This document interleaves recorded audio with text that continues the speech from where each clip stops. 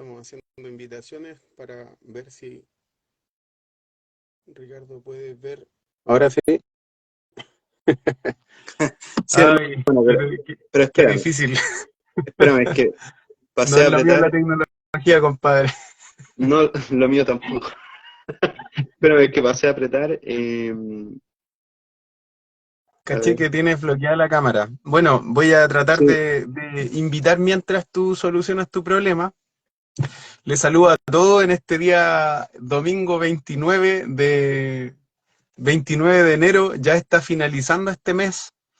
Y estamos muy contentos con nuestro amigo Ricardo porque hoy día vamos a hablar acerca de apologética. Si bien no somos expertos en nada nosotros, pero sí precisamente vamos a dar ciertos detalles de qué es lo que es la apologética, por qué es importante y vamos a tocar temas relacionados directamente con la introducción a lo que es la apologética. Así que vamos a esperar a nuestro amigo Ricardo. Esperemos que los que se están conectando, por favor, puedan compartir la transmisión, puedan compartir el live para que podamos llegar a más gente. De verdad que hay harta gente que está interesada cuando se habla de apologética, pero el tema es que la gente no tiene tiempo. Los hermanos generalmente no tienen tiempo de estudiar, de meterse a estudios bíblicos y cosas así, eh, sobre todo aquellos que tienen una familia muy numerosa. Lo cierto es que hermano. es posible ir es, es posible ir ampliando nuestros conocimientos respecto al tema. O sea, si bien no seremos expertos en todas las áreas, pero sí vamos de a poquitito aprendiendo en las cosas que nos hagan falta. Y la apologética, yo creo que hablar de apologética o hablar de la defensa de la fe es algo que constantemente deberíamos estar aprendiendo. Como repito, no somos expertos en todos, pero de todas formas igual es bueno que podamos al menos dar una pincelada para que todos los demás se vayan interesando sobre lo que es la apologética. Cuando uno habla con los hermanos de la congregación, ya por gracia del Señor, varios han estado en el Instituto Bíblico, y se ha tocado el tema de la apologética, pero no se le ha dado tanto énfasis. Ricardo, ¿cómo Hermanito, estáis? sí, no, mira, ¿Cómo estáis? que al parecer tenía que entrar directo con cámara y pasé a apretar mal el botón. A ver, mira, me voy a salir y me vuelves a enviar la invitación, ¿vale? Ya Para vale, entrar con vale. cámara. Ya. Ya, dale nomás. Tenemos un problema técnico. Vamos a intentar invitarlo de nuevo al Ricardo para que él pueda agregarse a esta transmisión. Bueno, ¿qué es la apologética? ¿Qué es la apologética en sí? Vamos a responder eso y tenemos sobre todo este libro, que obviamente se está viendo al revés en su pantalla, pero el libro se llama El caso de Cristo. Ya este libro lo hemos leído ya con nuestro amigo Ricardo. Eh, Ahora vamos a invitarlo de nuevo porque se equivocó. A ver,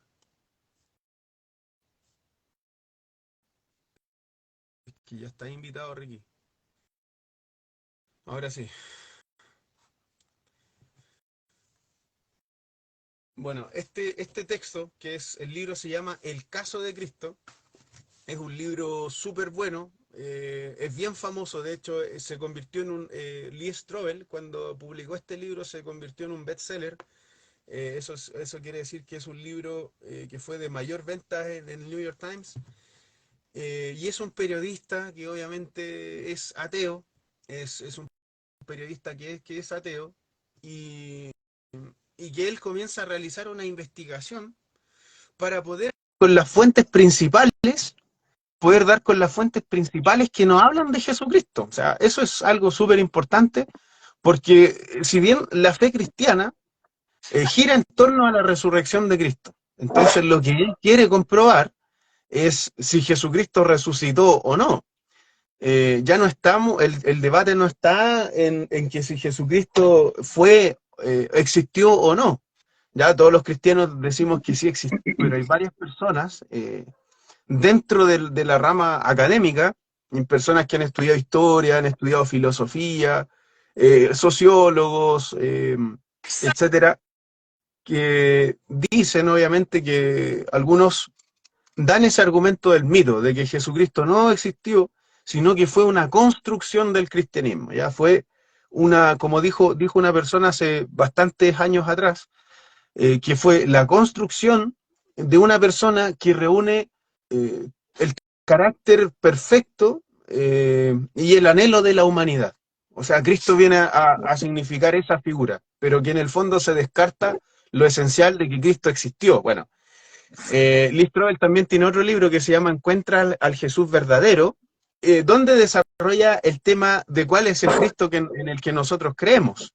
Ok, así que vamos a invitar a los que se estén conectando a que por favor puedan compartir esta transmisión para poder llegar a más gente. Lee Strobel no tiene solamente ese puro libro, o sea, Lee Strobel tiene alrededor de 5 o 6 libros más, e incluso hay una Biblia, que es la Biblia, el caso de Cristo, que es una Biblia de estudio, donde nosotros podemos ver que hay más desarrollo y hay comentarios al pie de página, hay artículos, etcétera, etcétera. Así que nos estamos apoyando también con esta Biblia, que es la famosa Biblia apologética, y junto también con otros textos y artículos que hemos ido escribiendo humildemente para la edificación de la congregación. ¿Cómo estás, Ricardo? Ahora sí. Ahora sí, ¿me escucháis bien, cierto? ¿Sí? Ya. Bueno, la verdad es que definitivamente, hermano, este tema de la tecnología no es lo nuestro. No, el Señor no nos ha capacitado con el Señor no nos ha capacitado con este talento, digámoslo así, o con este don, si usted quiere llamarle. Póngale el nombre que usted quiera ahí. Pero tratamos de hacerlo lo que mejor podemos. Y bueno, le damos gracias al Señor porque estamos en esta mañana, en esta especie de matinal, para poder compartir con ustedes algunas cosas importantes. Bueno, creo que mientras yo me estaba conectando, Ricardo, bueno, los dos somos Ricardo, así que cuando yo le diga Ricardo es algo muy recíproco, ¿no? Yo por eso yo puse charla entre gordos. Claro, así se llama el programa, de hecho, charla entre gordos. ¿Eh? O Ricardo, si usted también es matemático, Ricardo al cuadrado. ¿Eh? Ricardo más Ricardo es igual a Ricardo al cuadrado. Así que, no, bueno, estamos acá en esta mañana, ya son las 8:20, una especie de matinal donde queremos hablar acerca de este tema que estaba introduciendo Ricardo. Queremos hablar un poco acerca de apologética. Como bien decía Ricardo, no somos los expertos en el tema o algo parecido, pero quisimos abordar este punto porque creemos que hay una necesidad hoy en las congregaciones, en la iglesia, en la vida personal del cristiano, de poder también tener herramientas, aunque sean básicas, que todos nosotros podamos tener herramientas básicas para poder defender también nuestra fe, en lo que hemos creído, partiendo ya desde lo primario hasta ir avanzando posteriormente. Y creo, Ricardo, que tú les mencionaste el libro también, donde básicamente en este programa lo que queremos hacer hoy es dar una introducción a qué es la apologética, por qué es importante la apologética. Queremos que ustedes conozcan un poco acerca de este tema, para posteriormente ya tratar este libro, que ya lo mostró Ricardo, ¿cierto? Ya lo mostraste, hermano. Bueno, ahí está, también lo tenemos los dos. El caso de Cristo, de Lee Strobel, un libro bacán, dicen por ahí. Si usted quiere decirle bacán, espectacular, opulento. Hermano. Un libro súper bueno porque súper bueno lo que queremos tratar. Sí. Claro, es en el fondo el caminar de una persona que era atea que haya la fe. Y, sí, eso, claro. Y eso yo creo que algo que nos da mucho que hablar y mucho en qué pensar. Ricardo, vamos a ir al grano, hermano, ya estamos... así como si nada, entre que intentamos mandar el mensaje para que te conectara y todo, ya son las 8:20 ya. Oye, hermano, yo de repente sí, quiero decir también que usaré algunos términos así como, no, esto es muy bacano, esto es genial, o cosas así, porque sí, estamos acá entre gordos. Ahí vamos. Estamos en una conversación igual, la idea es que sea amena, que sea algo también bien didáctico, dinámico, para que también los hermanos, hermanas que nos están viendo en la casita, se sientan bien allegados, bien parte de esto. Por eso usamos de repente estas frases, estos términos, para que sea un poquito más llegadero ahí también para nuestra audiencia juvenil también que nos va a estar viendo, ¿no? Que también va a estar viéndonos, que va a estar viendo la transmisión más tarde, etcétera, etcétera. Y bueno, ya en las próximas sesiones o live que vamos a tener, vamos a tratar de lleno este libro de El caso de Cristo de Elías Strober. Pero, Ricardo, hermano, bueno, hoy vamos a responder la primera pregunta de qué es la apologética específicamente, por qué es importante para nosotros como cristianos en sí. ¿Qué nos puedes decir, hermano, con respecto a este tema? Dale tú, yo te voy siguiendo y vamos conversando. Bueno, es súper importante decir que la apologética se puede definir de muchas formas. O sea, la apologética es una palabra griega, una palabra compuesta, que significa presentar defensa de la fe. O digamos, hacer algo que hoy día se denomina la preevangelización.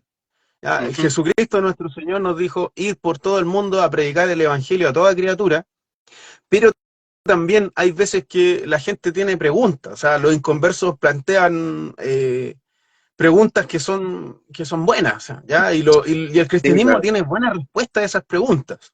Sucede actualmente que el fallecido Papa Benedicto, ex Papa de Benedicto XVI, dijo que el cristianismo, y sucedió con muchos ministerios, que con esta explosión de la posmodernidad, hubo muchos cristianos que se quedaron con respuestas a preguntas del pasado. Pero obviamente la historia ha ido avanzando, la ciencia nos ha planteado nuevas preguntas, y estas deben ser respondidas de forma contundente. Sí, claro. Entonces, ¿qué es lo que es la apologética? La apologética es, en pocas palabras, la defensa de la fe cristiana, o sea, es un término jurídico.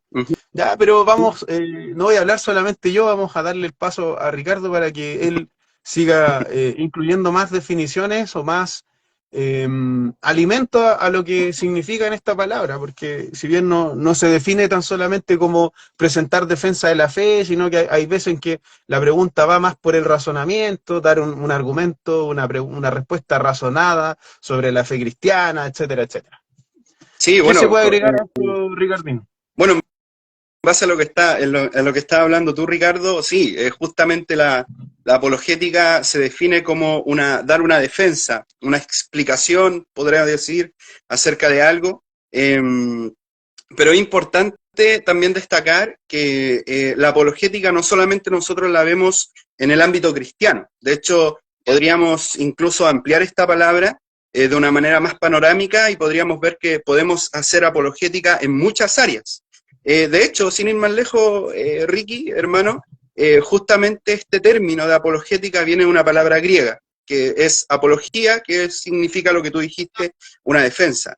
De hecho, como un dato, en la antigüedad, en la antigua Grecia, podríamos decir así, en la antigua Atenas, esta palabra justamente era usada y se utilizaba en contextos de tribunales, para de alguna manera dar una defensa acerca de un acusado. Ese era el contexto. Si nosotros lo llevamos hoy al contexto del siglo XXI, claramente vamos a ver que se puede hacer apologética incluso en un tribunal, donde hay un acusado, al igual que en la antigüedad, y hay un abogado que está haciendo una defensa, o sea, está haciendo una apologética de esa persona para defender su caso, su causa, de manera particular. Así que podríamos ver nosotros que la apologética la podemos llevar a varias áreas. Pero hablando en el ámbito cristiano, nosotros ya le denominamos a la apologética propiamente tal una defensa de la fe, o sea, de lo que nosotros hemos creído. Y no es que Dios, el Señor, necesite en su poder, en su omnipotencia, en todo lo que Él es, que un ser humano lo tenga que defender, como tal. No es que Él necesite que alguien lo defienda, porque Él, a través de la creación, a través de todo lo que existe, del universo, del cosmos, de las lumbreras que vemos, del sol, la luna, de la creación, bueno, como dice el texto de Romanos, que su poder, su deidad se hace visible en las cosas que nosotros podemos ver. Nosotros podríamos decir, sí, efectivamente Dios es real, pero también tenemos que reconocer que hay personas escépticas, hay personas ateas, hay personas agnósticas, etcétera, etcétera, etcétera, que lamentablemente no tienen las mismas creencias de nosotros, y es ahí cuando entra la apologética cristiana o la defensa de la fe, que justamente es poder defender lo que nosotros hemos creído para también de alguna forma dejar bien en alto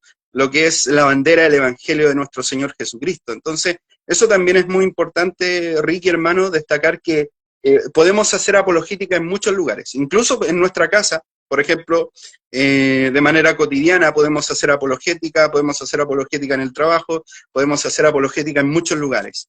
Pero cuando nos estamos hablando en el contexto cristiano propiamente tal, ahí ya estamos hablando de una defensa de lo que es de la fe en manera particular y de todas las creencias que nosotros tenemos como cristianos, como hijos del Señor. Así que este es un término muy antiguo, Ricky, muy antiguo, pero que se utiliza hasta el día de hoy y dentro de los estudios teológicos, la apologética justamente es una rama de ellos. Así que es un término ampliamente utilizado hasta hoy, siglo XXI, año 2023, Oye, Ricky. Ricky, bueno, este texto, hay un texto que es súper bueno que es de la editorial FLET, Sí. Facultad Latinoamericana de Estudios Teológicos.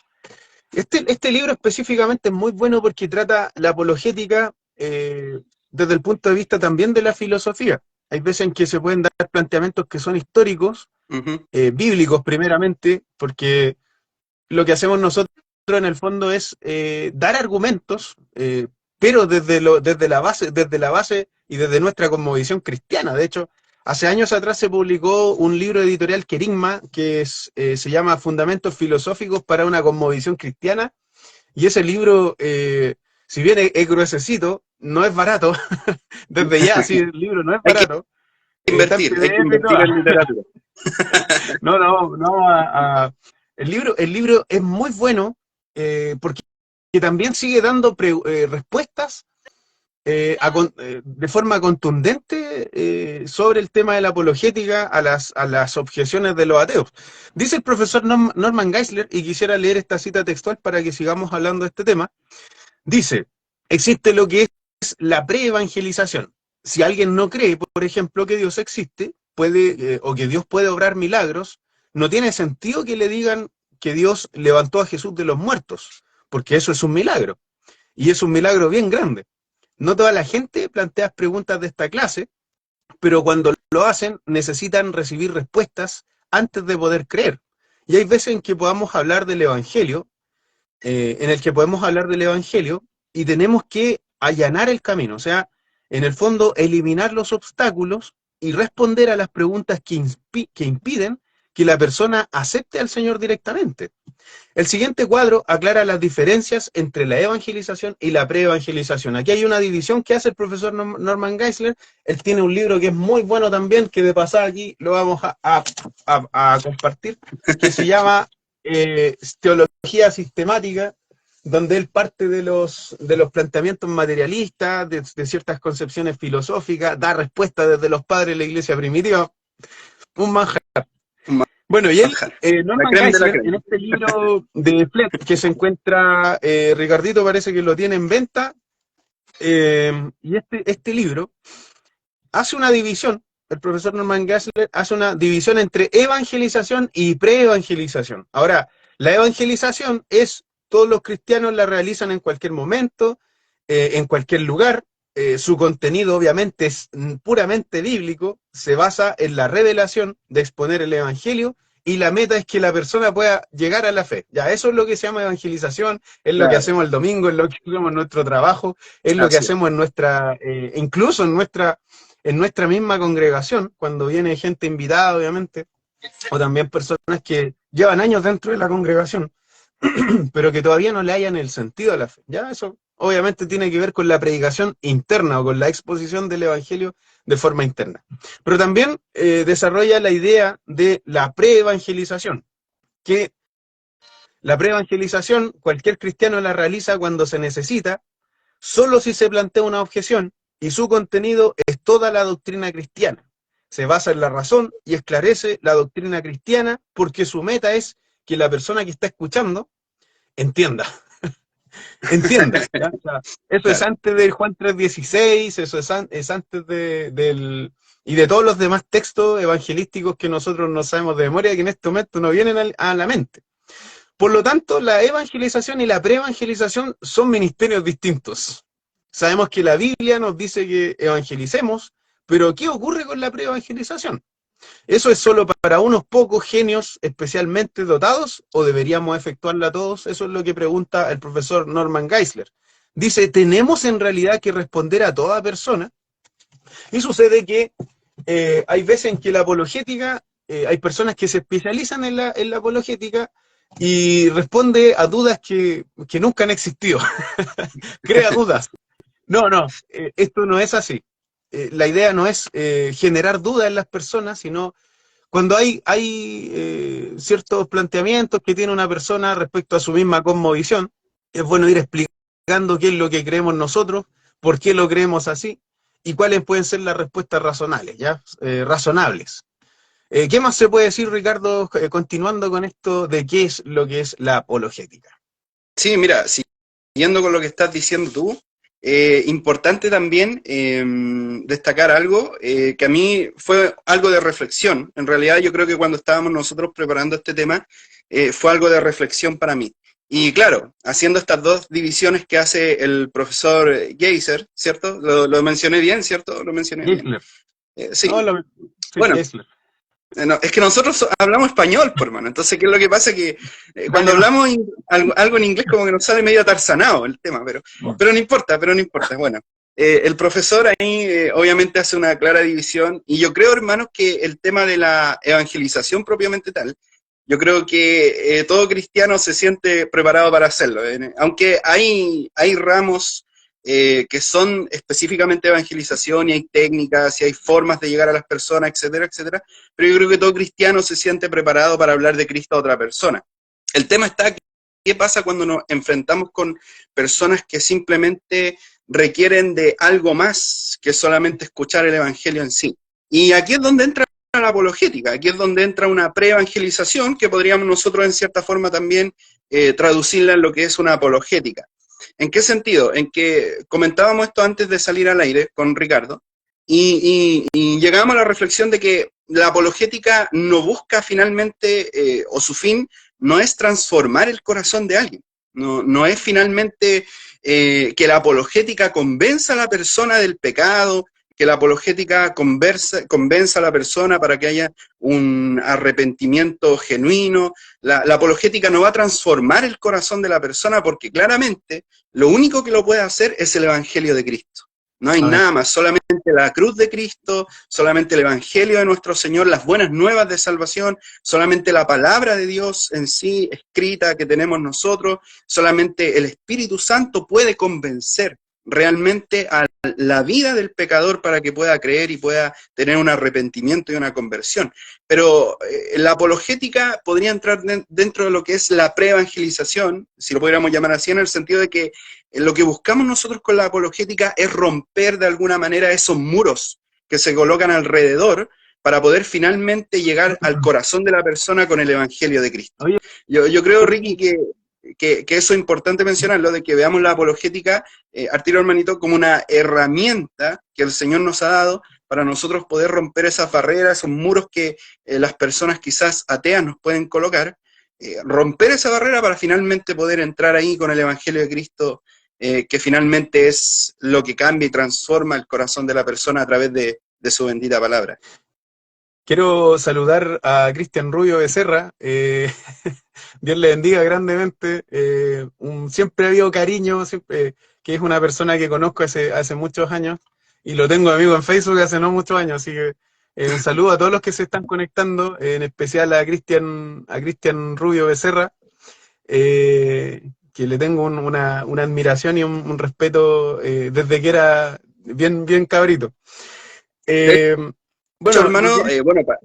para los que se están conectando, decirles que al final obviamente esto va a quedar grabado, ¿sí? Es un like que queda ahí en la Sí, plataforma y claro. que después lo van a poder ver más adelante si todavía están durmiendo algunos. Oye, Ricky, he cachado que el término griego apología aparece 17 veces en el Nuevo Testamento, ¿ya? Y esto obviamente como sustantivo, como verbo, Sí, y que en claro, otros casos puede traducirse como defensa o vindicación.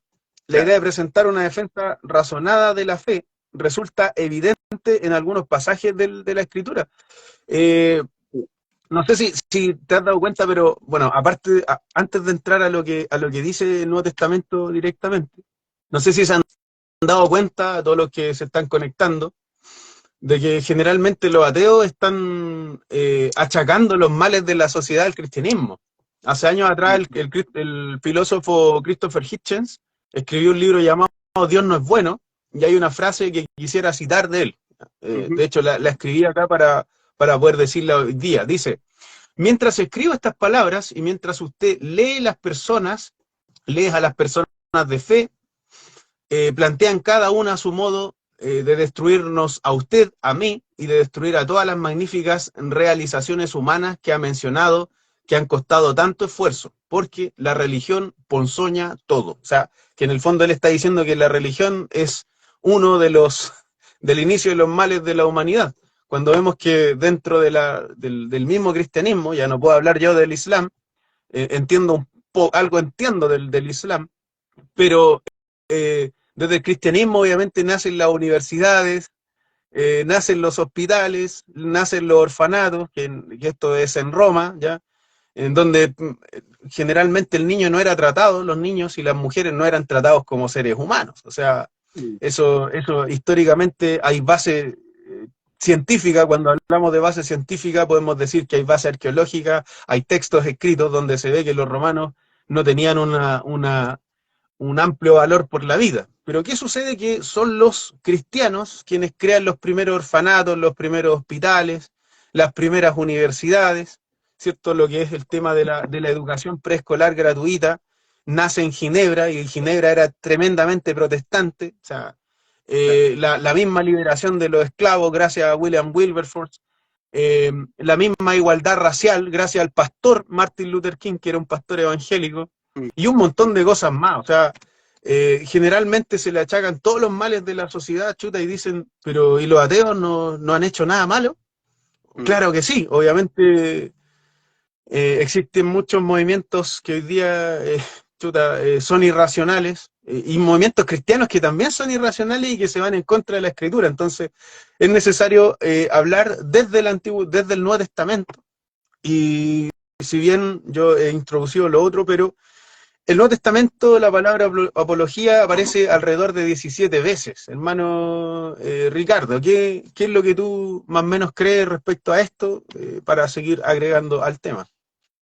Sí, bueno, yo creo que claramente antes de mencionar algunos textos bíblicos que nos dan a nosotros una visión acerca de lo importante que es poder defender la fe, agregar a esto que estos debates entre ateos, entre cristianos, puede darse, se ha dado, seguirá dándose a futuro, es algo claramente lógico. Ahora, yo creo que el problema de los ateos, quizás, hablando a grandes rasgos, sin querer mencionar a nadie ni apuntar a nadie como para que se sienta como identificado, pero hablando en el mundo general de los ateos, yo creo que el gran problema es que el ateísmo ve el evangelio como una religión más, cuando nosotros realmente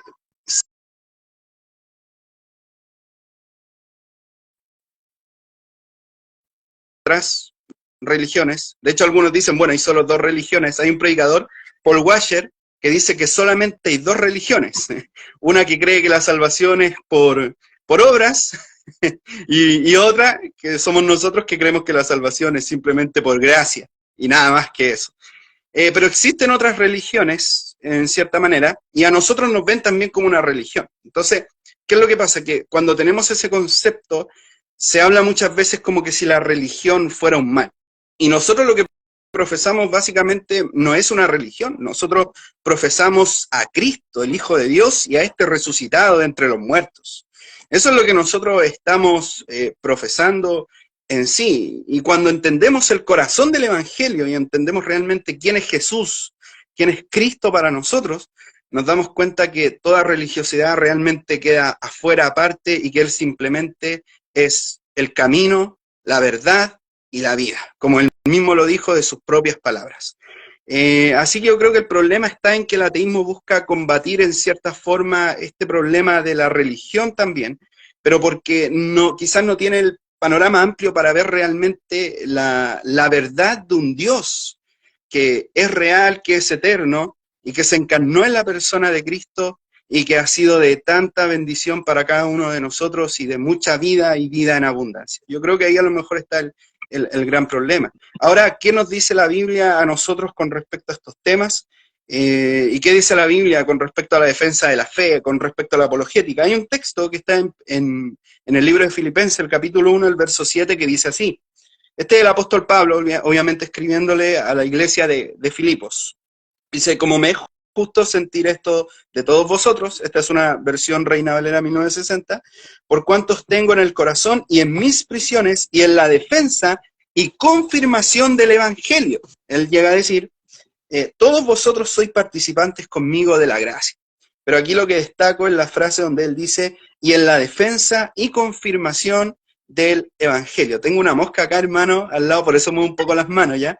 Porque me anda mosqueando literalmente, entonces la estoy tratando de espantar a la vez. Claro, estoy tratando de espantar, ¿ya? ¿No? Y no es mentira, sí es verdad. Vive Dios que es verdad lo que estoy diciendo.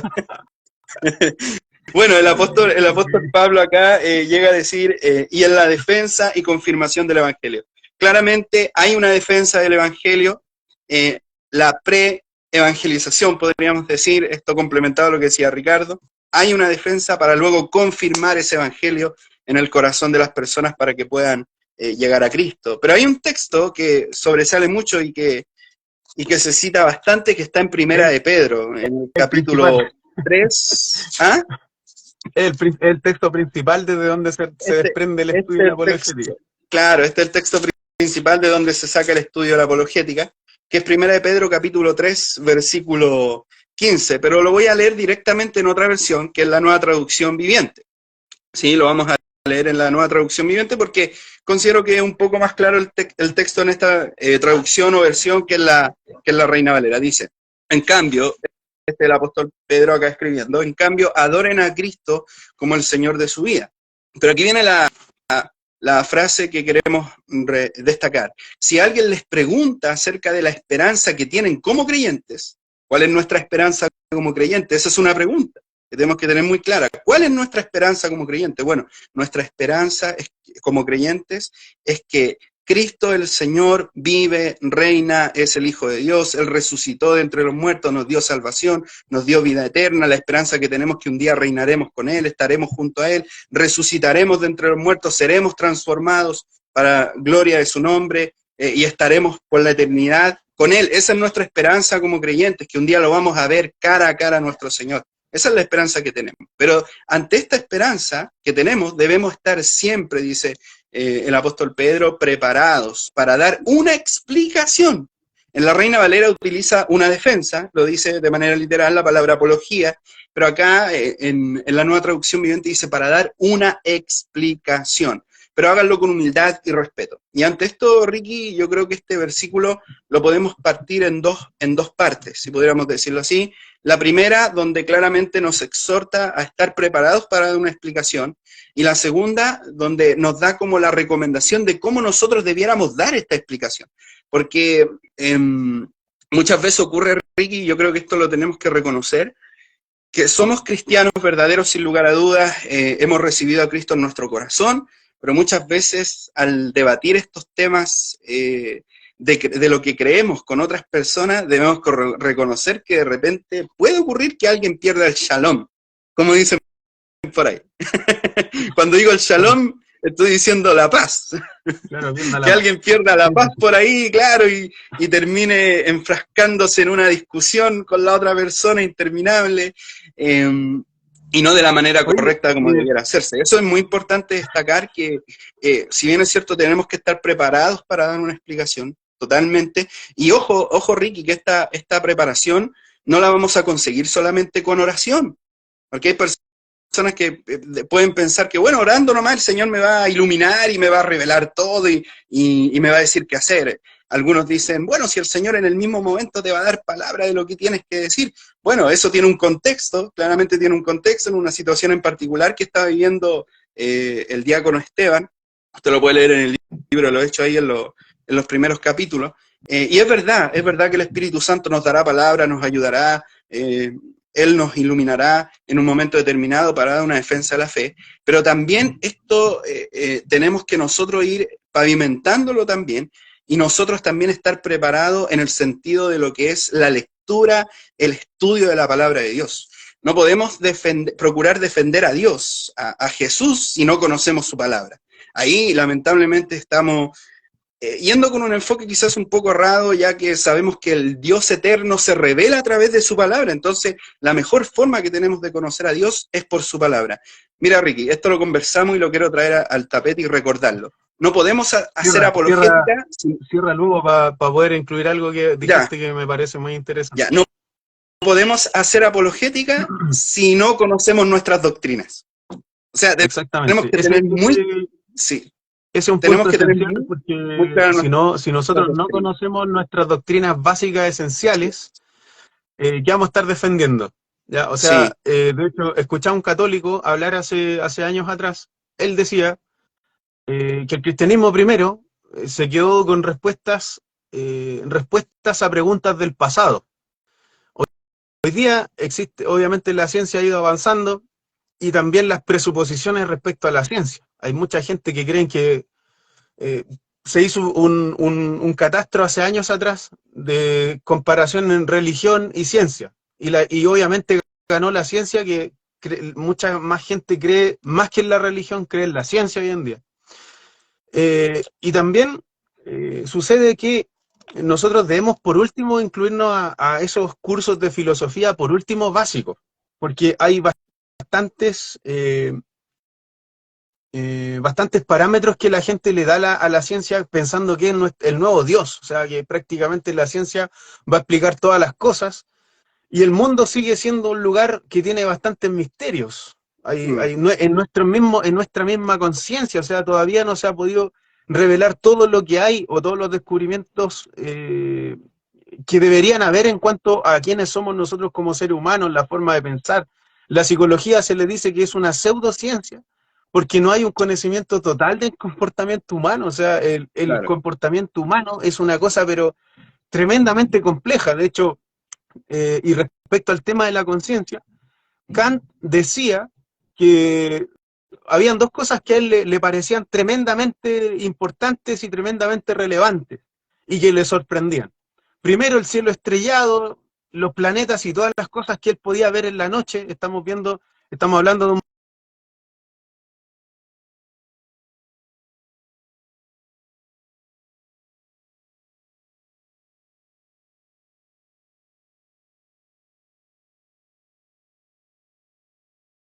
están ahí las estrellas, pero nosotros no las podemos ver por la luz artificial. Y él decía que esa era una de las cosas magníficas que a él le impresionaba. Y por otra parte está la conciencia, o sea, la ley moral que existe dentro de nosotros. Entonces la pregunta es, ¿quién puso esa ley moral? Si existe una ley moral, entonces alguien puso esa ley moral. ¿Cómo es que el ser humano tiene tantas capacidades? Hemos podido construir, decía Martin Luther King, los grandes aviones, ¿cierto?, que llegan a distintos continentes, los barcos, incluso podemos ir debajo del agua como los submarinos lo hacen y como las ballenas, pero el corazón del ser humano no halla la paz. ¿Ya? Él lo dice obviamente en un contexto de su discurso que él dio en Estados Unidos, en base al sueño de igualdad que él tenía. O sea, claro. Pero respecto al tema de la conciencia, nosotros podemos ver que también hay, en nosotros está esa ley que nos dice a nosotros que algo está bien y otra cosa que algo está mal cuando lo vamos, digamos, desarrollando. Y eso lo tienen todas las personas, independiente claro, crean en Dios o no crean. Sí, la gente que crea en Dios o no crea, todos tienen conciencia. Ahora, ¿quién puso esa conciencia? Hay un libro que es muy bueno. Este libro es de Mark Clark, se llama El problema de Dios. Es barato. Sí. Este libro no es caro. Este libro es de un ex ateo que se llama Mark Clark, que actualmente es un pastor en Canadá. Y él habla tanto de la conciencia como de los distintos errores en los cuales muchas veces se cala en nuestro lenguaje y que no sabemos qué es lo que se entiende por esa palabra. Él menciona, por ejemplo, sobre la conciencia, menciona el tema del karma. Y él dice que es una palabra que obviamente proviene de otra religión y que actualmente está muy difundida tanto en el círculo del cristianismo como también en el plano secular, ¿ya? Y él dice que en un momento él fue a estos países de Asia y él estaba dándole dinero a una mujer que él no sabía lo que la mujer le estaba hablando, porque obviamente él no conoce ese idioma, pero el guía turístico le dice, no le tienes que dar dinero a esa mujer, deja que ella viva su karma. Y él dice, después él explica en este libro, y él dice, era una mujer que estaba vestida en harapos, era una mujer que se ve que era extremadamente pobre y que tenía un niño en brazos, y el niño estaba desnutrido. Entonces él no entendía lo que estaba sucediendo, pero comprendió de que la mujer le estaba pidiendo dinero. Le estaba pidiendo dinero. Y el guía turístico, que era, no voy a mencionar la religión, pero creen en el karma, ¿ya? Y le dijo, no le tienes que dar dinero, deja que ella viva su karma. Estos son algunos de los, de las, de ciertas cosas que se han dado dentro de la iglesia, en donde vemos que hay un sincretismo, en donde el cristianismo ha tomado cosas de otras religiones y las ha tomado para sí. Entonces se utiliza la palabra karma como una palabra que no tiene ningún mal, o sea, que no solamente es que a aquella persona que hace algo malo se le ha de devolver o a aquella persona que hace algo bueno se le va a devolver. Dentro de esas religiones que creen en el karma, hay una predestinación para esa gente. Y hagan lo que hagan, su vida va a ser trágica. Si esa persona nació pobre, va a morir pobre porque en las vidas pasadas hizo algo malo. Y con eso nosotros inhibimos lo que es la misericordia, la gracia, la bondad y todos los valores que no nacen del cristianismo, sino que están dentro de nuestra conciencia. Y hay veces en que nosotros escuchamos a cristianos diciendo, no, deja que viva su karma. O sea, y ahí vemos, no, sabes que, y yo he corregido varias veces, he dicho, no, sabes que te está utilizando mal la palabra, o sea, está utilizando mal esa palabra, porque aquellos que creen en el karma, creen en esa predestinación, de que la gente que está viviendo cosas malas, ahora en este momento es porque hizo algo malo, y porque en vidas pasadas era una mala persona y que probablemente en el futuro se convierta en un gusano, en una cucaracha o en cualquier otra cosa y que finalmente su alma no muera, o sea, su vida siga eh, generándose en distintas formas de animales y dependiendo de cómo se haya comportado una persona, que es algo en lo cual la sociedad en la actualidad no cree, pero utilizan esa palabra. ¿Te has dado cuenta de eso? Sí, sí, claro, sí, me he dado cuenta acerca de ese tema que estabas hablando tú, y de hecho lo que te quería aportar era que con respecto a este mismo tema de la conciencia, era que ahí justamente el hecho de la no creencia en Dios, digamos, no encuentra una respuesta en este caso para hablar acerca de la conciencia. Porque a lo mejor dentro de este mundo puede darse mucho el debate de, bueno, de la creación del universo y de todo lo que existe dentro de lo que es la energía, la materia, el tiempo y el espacio. Pero el tema es que la conciencia, esa conciencia moral que tiene el hombre de lo que es bueno y lo que es malo, no puede ser explicado ni por la energía, ni por el tiempo, ni por el espacio, ni por la materia. Entonces ahí entramos en un punto de conflicto fuerte con las personas que postulan de la conciencia. Ahora, con respecto a lo que tú estabas mencionando, bueno, yo creo que claramente hay una distorsión de lo que es el concepto de lo que Dios piensa, digámoslo así, en su mente infinita con respecto a estos temas. De hecho, en base a la definición del karma y de todo lo que tú estabas hablando, podríamos hablar incluso de que estas creencias tienen algo acerca de la reencarnación, ¿no? De que una persona puede reencarnarse efectivamente en un tipo de animal o en otra vida de otra índole, cuando nosotros creemos que, bueno, esto claramente no debiera ser así.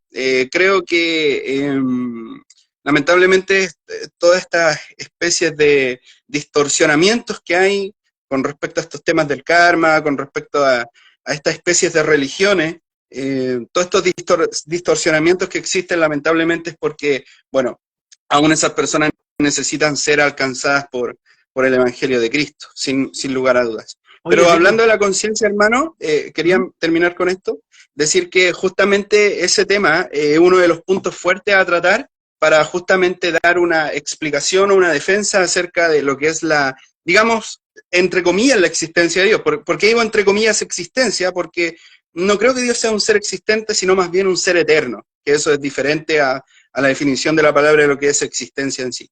Pero ese es un punto muy bueno, hermano, que acabas de mencionar. Sí. ¿Qué me oye, ibas Ricky, ¿te a acuerdas decir? que antes de partir este live íbamos a hablar de 4 puntos esenciales de las Sí, sí, funciones de la claro. apologética? Sí, esto Yo creo que se nos es está parte acabando el de... tiempo, pero igual tenemos que, o sea, antes de, Sí, sí. antes No, de pero que, alcanzamos. Si esto es... antes de que termine este tiempo, chicos, a todos los que se están conectando, les damos gracias por permanecer en línea.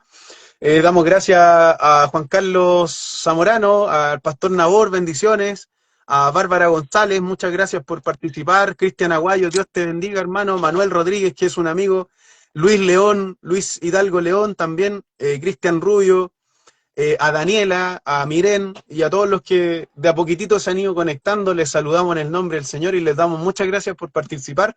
Vamos a mencionar los 4 puntos esenciales de la apologética, pero yo voy a mencionar algo antes de que Ricardo siga con su trama y con todo lo que él tiene estructurado. Eh, Respecto a que hay una apologética interna y hay una apologética externa. La apologética interna es cuando nosotros ya creemos, pero tenemos ciertas ideas cerradas dentro de nuestra mente, porque hemos venido al cristianismo desde un plano secular. Algunos vienen de filosofía errada. Yo, por ejemplo, vengo del anarquismo. Hubo un momento en donde tuve ideas muy locas, ideas que son inaplicables, y que yo las creía como grandes verdades. Pero hay gente que viene del marxismo, hay personas que vienen de las distintas otras religiones. Conozco una persona que viene del Islam y que actualmente es cristiana, pero que todavía se encuentra en esa lucha, sin embargo se congrega. Pero también existe la apologética externa, que es lo que con nuestro gordo Ricky hemos estado mencionando. Así que Sí, claro. el Ricardo ahora nos va a plantear 4 puntos esenciales respecto a la función de la apologética. Hermano Ricardo, dale nomás. Sí, mira, y bueno, como obviamente estamos ahí con el tiempo bastante acotado, porque la verdad es que tenemos 1 hora para hacer esto, básicamente, y el tiempo vuela, ya son las 9, así que pasa muy rápido. Bueno, voy a mencionarlas de manera bien resumida para que todos lo podamos tener muy claro. Dentro de lo que es la apologética, podemos nosotros encontrar 4 funciones que tiene la apologética en sí. La primera función es lo que se llama la función de la prueba, ¿ah? O vindicación. ¿A qué nos referimos con esto? Bueno, la apologética tiene varios procesos. Podemos decir que en su primera función, lo que ella hace es presentar pruebas, ¿sí? La apologética tiene ese fin, de alguna manera también, de poder presentar ciertas evidencias, pero de manera ordenada, ¿ya? Esto es muy importante. Cuando nosotros vamos a hacer apologética, poder presentar pruebas, pero de una forma ordenada y que sean lo más respaldada posible en cuanto a argumentos filosóficos, como decía el Ricky, también en cuanto a pruebas científicas e históricas. De repente, ese tema de científico como que pareciera chocar un poco con el cristianismo, porque algunos no saben, o no sabemos muchos, digamos, nos vamos a incluir siempre, no sabemos si realmente decir, bueno, hay una rivalidad entre ciencia y cristianismo, o decir, bueno, la ciencia puede avalar realmente el cristianismo. Y la verdad es que la ciencia puede ser aliada del cristianismo si la sabemos usar de buena forma. Obviamente no toda la ciencia y no todas las mentes científicas van a avalar el cristianismo, como por ejemplo el famoso científico Stephen Hawking, que todos lo conocen, por mencionar a alguien conocido. Él era una persona atea que claramente era un científico muy destacado con una mente brillante, pero que no avalaba el cristianismo porque simplemente él no creía en la existencia de Dios, ¿sí? Pero sí tenemos que decir que si nosotros presentamos pruebas ordenadas, filosóficas, científicas, históricas, bien respaldadas, podemos hacer de la ciencia una aliada, obviamente, para el cristianismo, que eso es muy importante. El argumento histórico aquí, hermano, es pero muy, muy relevante, muy relevante. Por eso yo creo que insto a las personas a que averigüen un poco acerca de una disciplina que se llama arqueología bíblica. generalmente estos términos la gente no se introduce mucho con ellos porque pasa mucho que se prefiere la doctrina, la teología propiamente tal, y está súper bien, eso es muy importante, ya lo dijimos, que para hacer una buena apologética necesitamos tener necesariamente una buena base doctrinal, eso es muy importante, pero también no hay que descuidar las otras áreas, como por ejemplo estas áreas de arqueología, de apologética, que vienen a ayudarnos a nosotros para poder corroborar y dar evidencia finalmente de lo que la Escritura está diciendo es correcto. Y la Escritura es Porque, inspirada por bueno, Dios, de hecho. mm, Así que por lo tanto, si la ustedes, Escritura es veraz, el ser que la inspiró tiene que ser real también. Y para esto es la primera función, Ricky, y te doy el pase, que es lo que se llama la función de la prueba, que básicamente es presentar argumentos filosóficos, científicos e históricos de la fe cristiana para poder arqueológicos, luego empezar exactamente. a dar evidencia. Exactamente. Esta primera Defensa. función nos va a ayudar a nosotros a aterrizar de alguna forma lo que estamos creyendo. ¿Por qué Claro. lo estamos creyendo? O sea, siempre generalmente se nombra las cruzadas, oh, pero los cristianos hicieron esto otro. Bueno, no, siempre tenemos que ir a la fuente principal, que es el Evangelio de Cristo. Y si queremos ir más al fondo, tenemos que ir al Sermón del Monte. Ahí digamos que está nuestra declaración y nuestro manifiesto respecto a lo que nosotros creemos. Está en el Sermón del Monte, o sea, Claro. lo dice Cristo, Él es nuestro Maestro. En ningún momento Jesús el Señor nos mandó a conquistar otras tierras, a hacernos con ejércitos poderosos para destruir a otros grupos, incluso a otras razas, etcétera. Dios bendiga a la tía María Angélica. Dios le bendiga, tía. Muchas gracias por Bendiciones. su salud. Hola.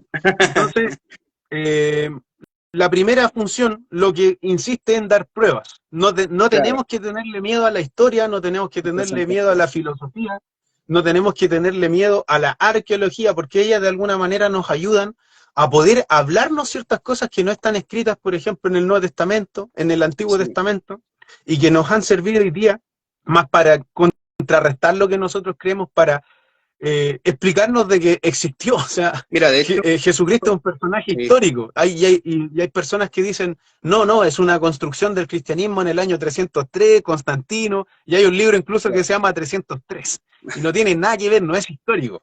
O si claro. no, una vez me pareció una vez que estaba conversando con una persona y me empezó a decir ciertas cosas y yo dije, pero yo he leído respecto a este tema, pero jamás lo he encontrado.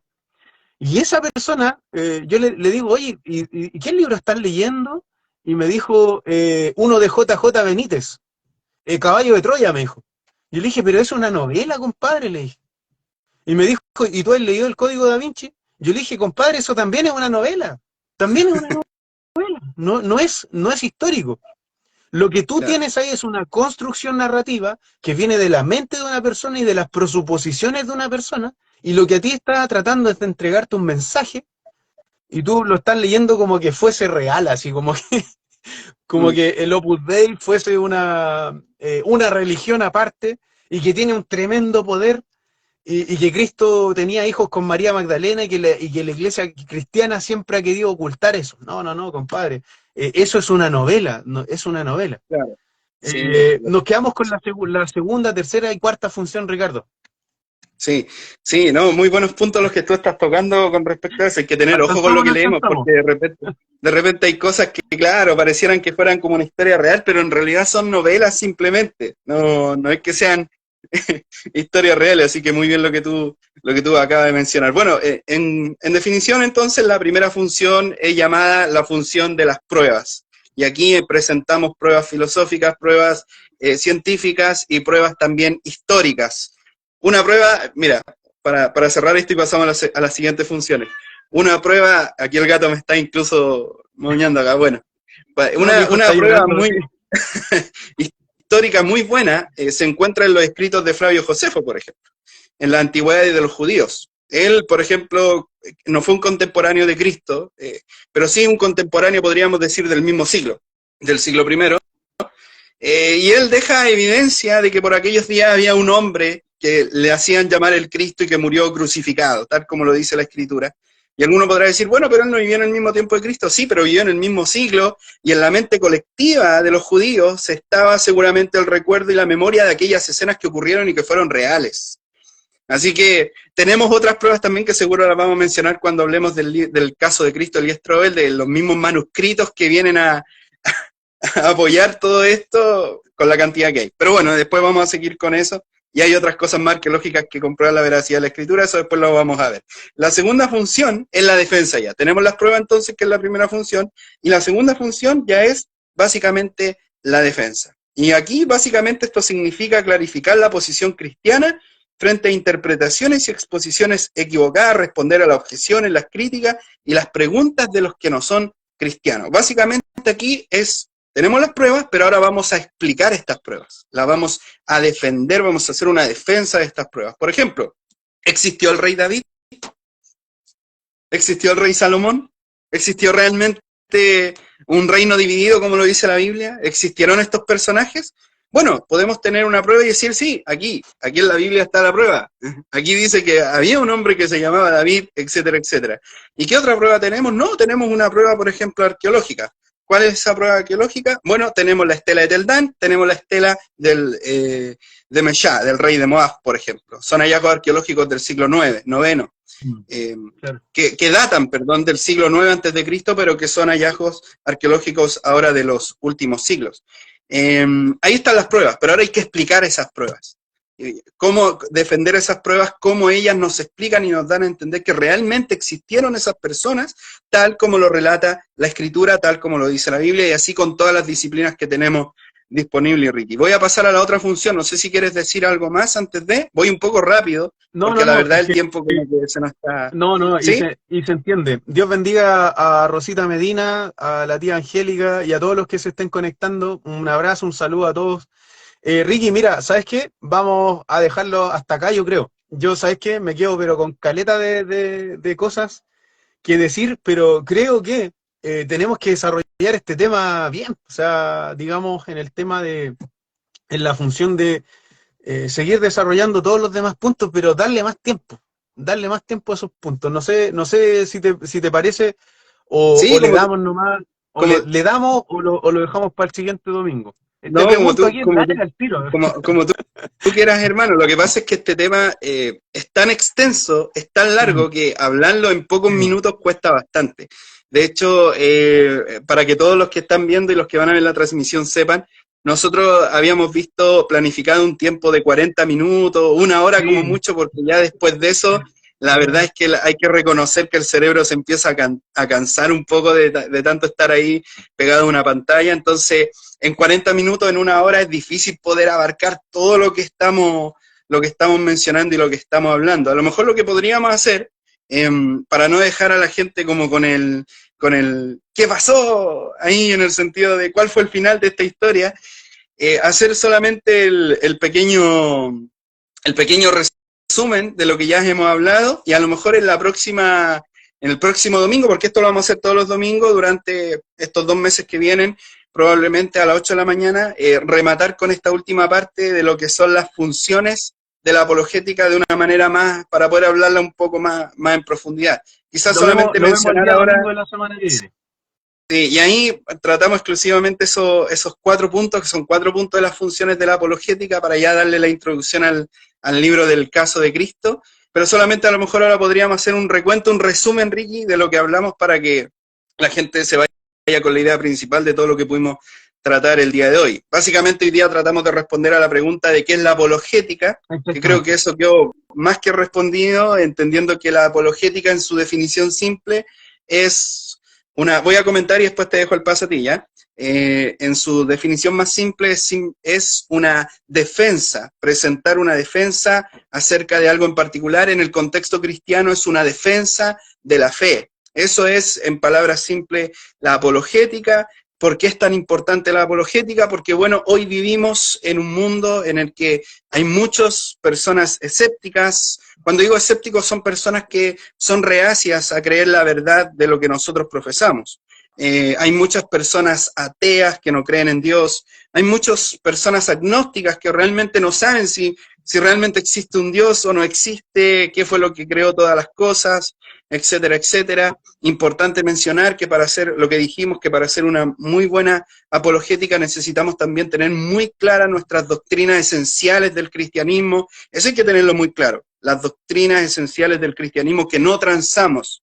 Por nada del mundo transamos las doctrinas esenciales, como por ejemplo lo que es la cristología, la salvación. Esas son doctrinas esenciales que no las vamos a transar. Así que básicamente, Ricky, respondiendo a la pregunta, eso es la apologética y por eso es tan importante para que podamos dar defensa a lo que hemos creído ante un mundo en el que estamos insertos, donde hoy es muy reacio realmente a creer la verdad escritural, y muy importante mencionamos que la apologética simplemente es una herramienta que el Señor nos ha entregado para nosotros romper esos muros que pueden colocar estas personas para finalmente llegar al corazón de ellos con el Evangelio de Cristo, que realmente es el que va a transformar el corazón de esas vidas y de esas personas. Ricky, te dejo para que tú puedas también decir lo que tengas que decir.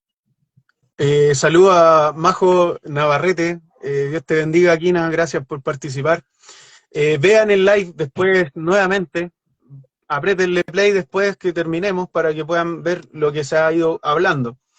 Bien, entonces lo que hacía el Ricky es un resumen respecto a qué es lo que es la apologética. La semana que viene vamos a ver las funciones de la apologética y ya nos vamos a meter de lleno al libro del caso de Cristo. ¿Ya? Este libro es muy bueno porque, como dije al principio, tiene bastantes pruebas que sirven y que los que responden no son... son profesionales en tanto a ciertas áreas. Hay unos que son profesionales en cuanto específicamente a la teología, otros tienen un doctorado en historia, otros tienen un doctorado y especialización en el área de la arqueología, otros son médicos, otros son psiquiatras, otros son filósofos, etcétera. O sea, dentro de ese punto, vamos a ver que el libro nos deja bastantes detalles. El libro está en internet. Ya, si usted desea buscarlo y no tiene cómo conseguirlo, está en internet, para que usted lea al menos el primer capítulo, y ya nosotros nos encontramos la semana que viene, el día domingo, obviamente con el primer capítulo leído, que es desde la página, creo que es desde la página 14 hasta la página 60, Ricky, ¿era? Hasta la, perdón, pero ahí tengo yo una duda. Lo vamos a ver entonces, el primer capítulo, pero lo vamos a ir desarrollando respecto de, digamos, cómo se nos vaya dando la cosa y cómo estemos de ingeniosos para resumir lo más que se puede este tema de lo que es la apologética. Así que en el fondo, lo que decía Ricardo es presentar defensa de la fe, y para eso necesitamos conocer doctrina cristiana.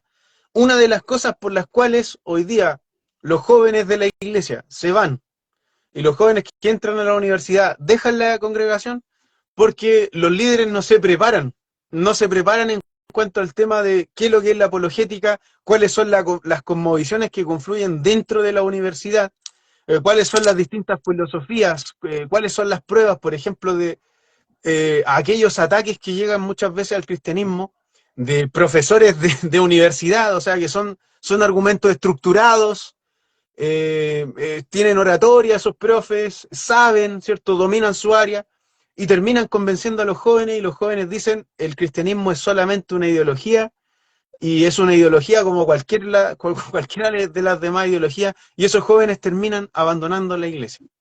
¿Para qué tenemos que estudiar apologética? ¿Para qué tenemos que estudiar doctrina cristiana? Bueno, para esto. Así que un abrazo, un saludo a todos los que se han conectado. Gracias por participar, gracias por hablarnos desde el sur, gracias por hablarnos de sus casas, de la comodidad de sus hogares. Tenemos servicio a las 11 de la mañana y hoy día tenemos una rica Santa Cena que vamos a estar compartiendo con nuestros hermanos, donde va a estar ahí la presencia de nuestro Señor también junto con nosotros. Así que vamos a despedir. ¿Para qué vamos a seguir hablando más del mismo tema? Vamos a despedir. Le voy a dar la oportunidad a Ricardo para que también pueda despedirse antes de que cerremos este live y esta transmisión. Sí, bueno, más que nada agradecerle a la gente que de alguna manera nos estuvo viendo. La verdad es que es bien temprano el programa, porque los tiempos apremian. Sí, los tiempos apremian, y bueno, decidimos hacerlo en este horario porque de alguna manera también nos acomoda más este horario de la mañana, y también sabiendo que esto queda grabado y que la gente lo va a poder volver a ver después, así que tampoco es algo que queda perdido y mucha no lo pude ver y todo lo demás. Así que invitamos a todos a que puedan ver estos live, donde vamos a estar conversando estos temas de apologética. Como lo dijimos al principio, no somos a lo mejor los expertos en el tema, así eruditos en el tema de la apologética, pero sí queremos de alguna manera compartir con nuestros hermanos y hermanas lo que por gracia del Señor hasta el momento hemos ido aprendiendo, para poder entre todos edificarnos también y tener una buena base de apologética, de lo que es este término, de tener argumentos para nosotros poder defender nuestra fe de la mejor manera posible, y siempre, como dice el apóstol Pedro, con mucho respeto y también con mucha humildad. Eso es muy importante también. Bueno, yo me despido. Yo no pertenezco a la misma congregación del Ricky, somos de la misma denominación, pero no pertenezco a la misma congregación del Ricardo, así que yo tengo culto en la tarde. Así que en la tardecita nosotros vamos a ir a gozarnos, dicen por ahí. En la tardecita vamos a estar, claro, en la tarde vamos a estar ya, vamos a estar canuteando, dicen por ahí. En el buen sentido de la palabra, en el buen sentido de la palabra, en el buen sentido, claro. Pero ahí vamos a estar en el culto también. Y dejarlos a todos invitados entonces para el otro domingo a las 8 de la mañana también vamos a estar con la segunda parte que, bueno, pretendíamos verla ahora, pero por un tema de tiempo claramente la podríamos ver, pero muy rápido y a lo mejor no quedaría en la mente ahí el concepto como realmente tiene que quedar. Así que bueno, vamos a dejar esta segunda parte de las funciones para la apologética para el otro domingo, junto con en la iniciación del libro El caso de Cristo de Elías Troila. Así que me despido de todos, que el Señor les bendiga grandemente, sea con ustedes en sus cultos y días, en lo que tengan que hacer, y muchas gracias por haber estado con nosotros. Gracias, Ricky, también por esta invitación, porque al final el hecho de hacer este live y toda esta serie salió del corazón de Ricardo ahí también. Bueno, creemos que todo sale primeramente del corazón de Dios, pero el Señor colocó este sentir ahí en el Ricardo me hizo la invitación y bueno, para mí ha sido una bendición, hermano, y podemos estar acá compartiendo estos temas importantes también. Así que muchas gracias a todos, que el Señor les bendiga grandemente. Nos quedamos entonces con los 4 últimos puntos. Hoy día desarrollamos qué es la apologética y el día domingo de la semana que viene a las 8 de la mañana, en punto, vamos a estar desarrollando las funciones de la apologética y ya nos vamos a meter al libro El caso de Cristo. Así que anhelo que tengan un excelente día, un día bendecido, y oremos siempre una oración que yo he escrito, que una vez la escuché a una persona. Esta oración es la siguiente, dice: querido Padre, te entrego mi mente, mi corazón y mi voluntad. Ayúdame a ver cuáles son tus palabras para mí. Ayúdame a estar siempre cerca de ti, no viviendo del pasado, sino avanzando hacia las cosas nuevas que tienes reservadas para mí. En el poderoso nombre de Jesús. Amén. Que el Señor les bendiga, les queremos mucho en el Señor y esperemos que nos podamos ver en la próxima sesión el día domingo de la semana que viene. Chaito, bendiciones, nos vemos.